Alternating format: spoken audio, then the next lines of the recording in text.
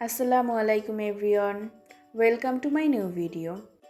খুব সহজেই আপনারা কিভাবে জলপার আচার বানাবেন সেটি আজকের এই ভিডিওতে শেয়ার করব।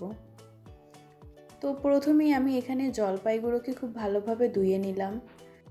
এখানে আমি সামান্য পরিমাণ লবণ দিয়ে এগুলোকে সিদ্ধ করে নেব। এই আচারটা খিচুড়ির সাথে খেতে অনেক মজা লাগে। এছাড়াও রোদে শুকাতে দেওয়ার ঝামেলা ছাড়াই আপনারা এই আচারটি তৈরি করে নিতে পারেন।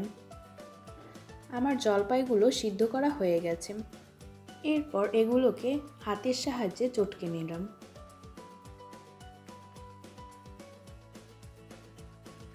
একে একে আমার সবগুলো জলপাই চটকে নেওয়া হয়ে গেছে। এরপর অন্য একটি প্যানে আমি এখানে সরিষার তেল দিয়ে দিলাম। এর ভিতরে একে একে শুকনো মরিচ এবং পাঁচফোড়ন দিয়ে নেড়ে চেড়ে এর ভিতরে দিয়ে দেব আস্ত রসুন।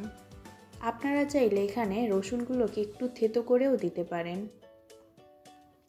এরপর এর ভিতরে দিয়ে দেব তেজপাতা, সরিষা বাটা, রসুন বাটা। এগুলো দিয়ে খুব ভালোভাবে নেড়ে চেড়ে এর ভিতরে দিয়ে দেব হলুদের গুঁড়া এবং মরিচের গুঁড়া। এখানে মরিচের গুঁড়া এবং হলুদের গুঁড়া দুটোই কালারের জন্য আপনারা ব্যবহার করবেন। এরপর আমি এখানে সিদ্ধ করা জলপাইগুলোকে দিয়ে দেব।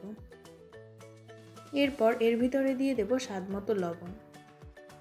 স্বাদমতো লবণ দিয়ে নেড়ে চেড়ে এর ভিতরে একে একে দিয়ে দেব দারুচিনি, এলাচ, চিনি। চিনিটা এখানে আপনারা আপনাদের স্বাদ মতো ব্যবহার করবেন। কেউ যদি একটু বেশি মিষ্টি খেতে চান তাহলে এখানে চিনিটার পরিমাণ একটু বাড়িয়ে দেবেন।